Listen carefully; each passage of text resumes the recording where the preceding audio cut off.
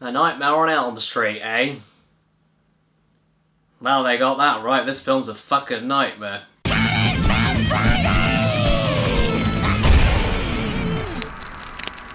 Greetings and salutations, my beautiful people. Welcome back to Caddies from Fridays, where we talk about films when films happen, and today we're going to be talking about A Nightmare on Elm Street, the remake. I know it's not Halloween anymore, and I'm sorry to kind of keep the scariness alive just for a couple more days while it dies slowly into winter, but just kind of catching up on like scary movies that Karis and Chloe and myself have been watching over the past couple of days, and I had to talk about this one. I wasn't expecting to make a script about this at all. The only reason that we actually watched this was because when Karis saw this when it first came out in the cinema, she actually enjoyed it, and I was like, okay, cool, we'll take Karis's word for it, and we both sat down and watched it. We had nothing else to watch. We were like, okay, well, let's just give it a go. We both decided then and there it was fucking dreadful. No need to flee, this is spoiler free. As far as the original movie goes, I really love this film. It's dated and cheesy beyond belief, but it's also extremely self-aware, very entertaining. It's more like concerned with entertaining you than it is outright scaring you. It's extremely creative. It's a massive trip of a movie with loads of memorable scenes, loads of creative, awful, gory deaths. And just the idea alone, the concept behind the original film and the character of Freddy Krueger and what he does and how he goes around killing people is not only incredibly original, but actually frightening as an idea alone, even if what you see in the film isn't all that scary, all things considered, in my opinion at least. It can catch me off guard with its jump scares a couple of times, but as far as actually being on the edge of my seat terrified, no, it's not that kind of film. And as far as this remake goes, well, like I said, we rewatched it, Karis remembers liking it, and then we both kind of fucking changed our minds about that after we watched this. The story is pretty much the same exact spiel, honestly. What's that word? Spiel. Did I make that up? Spiel. So the story is about this group of families living on Elm Street, and it turns out that a man called Fred Krueger used to work at the local school, and it turned out that he was a child molesting psychopath. Yeah, he was a bit of a sicko, so the families all got their revenge on him by burning him alive in a barn. He dies with the amount of hate and evil and power, or whatever you want to call it. He basically comes back to get his revenge through the dreams of the children of the parents that burnt him alive. And there may be one or two changes here and there, but basically what you find out with the original Nightmare on Elm Street films, the more of the plot you find out and the more of the past of Freddy Krueger you discover as the films go on, it kind of tries to condense it all into one cohesive narrative. It does an okay job at that, I've got to be honest with you, especially if you're a newcomer to the series, and honestly I prefer it like that because it makes the idea a little bit more frightening and a little bit more what is going on, but, you know, either way, if you want to have a more cohesive story and a different take on the story, yeah, but it's the same basic thing. Oh, and how does Freddy Krueger kill? Well, if you didn't know, he basically intercepts the dreams of the kids. So every time they fall asleep, he comes alive in their dream, and if he can kill you in your dream, you die in real life. And to be honest, I did think this movie was fucking horrendous, but it does have some things worth meriting about it. Not enough to save it at all, but still things worth meriting about it. First of all, the performance of Freddy Krueger is a nice original take on the character. Just aggressive, brutal, pretty fucked up, nowhere near as interested in being funny.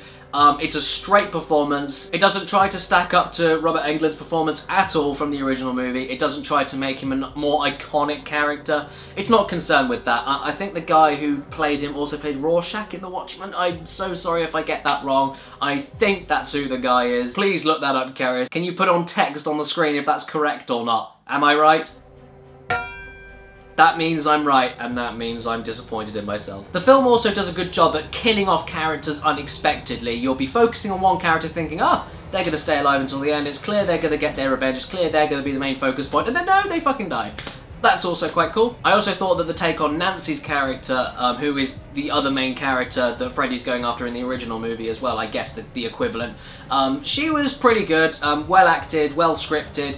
Yeah, she was alright. And there was also one cool scene, which I don't remember them doing anything like this in the original movie, but in one of the scenes where one of the characters falls asleep and Freddy's coming to get them, they're in like a pharmacy, or they're in a supermarket down the pills aisle, and they're being chased by Freddy, and then the world around them is kind of shifting and flashing between the real world and the dream world so that you can see what Freddy is seeing and what the other characters are seeing in their dream, but also see what's actually happening in real life. I thought that was pretty cool. And it does do an interesting thing in the sense that it brings up a plot point of the fact that the parents killed Freddy Krueger because of what they heard that the kids told him that he did to him. But the thing is that the parents had no evidence about this. They basically just went on a fucking manhunt and burnt the fucker alive.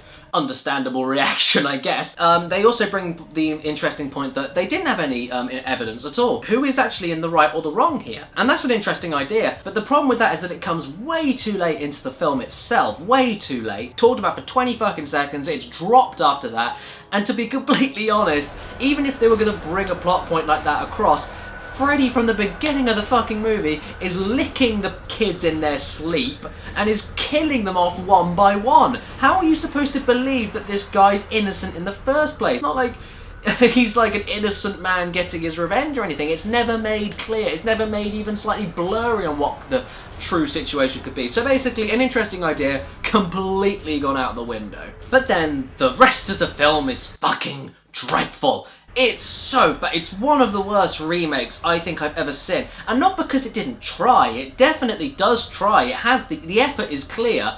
But my God, it is just so soulless. It's a soulless, pointless movie. It doesn't do anything new, anything interesting, and Clancy Brown's in it for fuck's sake. You get Mr. Krabs and Cortex in your fucking horror movie, and you expect me to take it seriously when there's no jokes in it. I would get it if he was in one of the other ones, the original ones, because then that would be kind of funny. But you don't want to be funny, you want to be a scary movie, but you fail at it, Nightmare on Elm Street, you fail at it. And did you guys like the tongue with the phone scene from the original movie? Did you like the amazing death of the kid being sucked into the bed and then buckets of blood flying up to the ceiling? Did you like Freddy stretching his arms? Did you like any of that? Well, tough. You get nothing like that in this film. There is fucking no creativity whatsoever. And Freddy's character, even though an original take, is just worse off because of it overall. And okay, a couple of the deaths are pretty fucking brutal, but that's all you can say about them. No creativity, no demonstration of power, no presence of Freddy whatsoever. He appears, he goes blah, everyone screams in the audience, and then he kills people. And that's as far as you're gonna get. And there's even scenes and even shots from the original movie that are outright fucking stolen, ripped right out. I get it's a remake, but there's just, it shows the lack of creativity there. There's the bath shot, the classic one with Freddy's glove coming out in between the girl's legs in the bath. Classic fucking horror film shot. But they copy it, fucking shot for shot. There is no point that being there, because it already exists in the original. And I'm not exaggerating, it is a shot-for-shot redo. Whenever you can see these coming, you want to think, oh, is there any original idea? Is there any change in the script? Are they going to self-reference themselves? Are they going to talk about how this is deja vu? Are they going to do anything interesting? Is Freddy actually going to strike in the bath this time? No, it's just a shot-for-shot fucking redoing. And the ending portion of the original movie as well, because of how much Freddy demonstrates his power and just fucks with everybody and scares them so much and just revels in how much he loves doing it, that by the end of the film, when there's the climactic ending scene where they're all trying to stay awake and trying to outsmart him and outwit him and bring him into the real world and kill him off and fucking blah blah blah, it feels like a proper climax. But here, because you never get this godlike demonstration of power, and Freddy never really fucks with any of the kids, he's just out for revenge and everything, it's just boring, and you never feel like the ending portions are even slightly climactic whatsoever. This point in the film is when I thought, you know what, I'm going to do a Film Friday about this, and I'm going to make my notes. This point, all the characters fall asleep from the beginning of the film for no fucking reason. They just drop off. They're falling asleep in the diner. They're falling asleep at fucking funerals. They're just falling asleep. Like, that's why the original film had such a frightening concept to it, because Freddy was coming for the kids when you are expected to sleep, when you're tired after a long day, when you go to bed at night time, not when you go to one of your closest friends' funerals and you're a little bit sleepy. It doesn't work like that, because who would do that? Who would do that? You can't relate to it, so it's not scary. How they managed to do sleep unrealistically, I have no fucking clue. But also, this is the funny thing about it as well. In the intro, it shows the first death of the film. Someone cuts their own throat. Sorry, no spoilers, it's the intro of the film. But yeah, so he cuts his throat open while saying in his sleep, so he's asleep and he's cutting his throat, and he's like, he's talking to Freddy in his sleep. He's like, don't do it, or whatever he's saying. I can't remember exactly what he's saying, but he's talking to Freddy in his sleep. It's all very disturbing and blah, blah, blah. But then there's a scene later on in the film. One of the girl characters falls asleep in her class, and in her dream, she's screaming and she's running around and she's going crazy. Everything's going on. And then she wakes up because the teacher's asking her a question. So you can't even keep the rules consistent. So does this mean that she was going crazy in her chair at her desk? Was she screaming? Was she running around like the person in the intro was? And if that is the case, why didn't the class do anything about that? What, were they just standing there watching her while she was convulsing in her sleep? I think I remember in the original movie there's actually a scene in the school where the same character actually does have the same dream in the school, but she's on the floor writhing around and everyone's freaking out. Why couldn't they do that? Instead she just wakes up on her desk because the teacher asked her a question, and it's like, but why at the beginning you're cutting the thread, he's talking to Freddy and he's walking up. Oh my god, you can't even keep that consistent. And the special effects, they aren't often, but when they happen, they're not that good. There's barely any practical stuff going on at all, but whenever the 3D comes in, oh my god. In the original movie, you have Freddy's body being pressed against the bedroom wall, but like it's a shot above the bedroom, and Freddy is pressing against a fabric version of the bedroom wall, and his hands are there and everything. So what do we do in this film? We turn him into a 3D blob monster, and he comes right up to her face, and she's like worming around, and oh my god, what are you even doing? And the jump scares. That is all this fucking movie thinks is what's scary, just jump scares. There are jump scares everywhere in this movie, and they're not even that good. A couple will get you off guard, but not for the right reasons. There's a jump scare near the beginning of the film, or halfway point, I don't fucking remember. I don't bloody care. But there's a jump scare in it where one of the characters goes up into an attic or something, and then walking around, it's all very quiet, and you're waiting for something to happen. But instead of Freddy appearing in the frame or anything, it just cuts to his face and a loud noise. It's just a picture of his face, like just a face. And characters will do the cliched, oh, they'll go over and tap someone on the shoulder, or they'll say that someone's name stupidly loudly or completely unexpectedly, which scares the fuck out of everybody for no reason. And there's one character at the beginning that looks like Billy Joel, who from Green Day, who goes, he walks into girls' bedrooms quite a lot, but he like jumps, he climbs up the windows and somehow, even though he's got no footing, jumps onto the window loudly and then climbs into the window loudly. It's just pointless. The acting, apart from Nancy, I would say, and I do think that Mr. Guy, I've forgotten his name, sorry, who plays Fred, he does this the best he can, but yeah, the acting overall isn't great, and the script and the development between the characters is appalling. 50% of the script is people asking each other, are you okay? Great.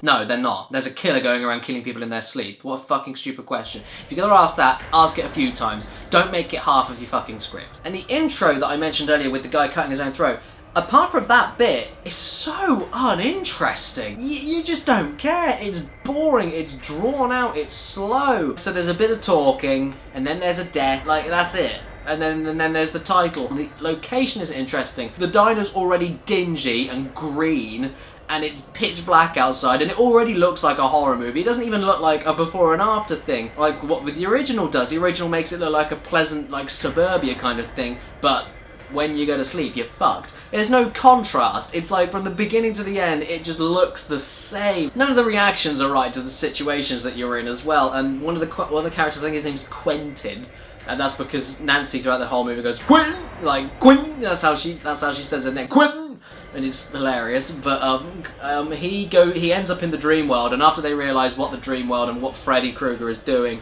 he just ends up in the dream world. And when he knows he's probably gonna die, he goes, shit. Freddy could be anywhere, he could kill him any second. Shit. Best bit of the film. And there's also a mum character played by someone who was in American Horror Story. And she was good in American Horror Story. She's very good in American Horror Story, but here, I don't know. Looks very aloof all the time, let's just say. She doesn't look like she's really caring about what she's doing. She looks like she's doing it for the paycheck.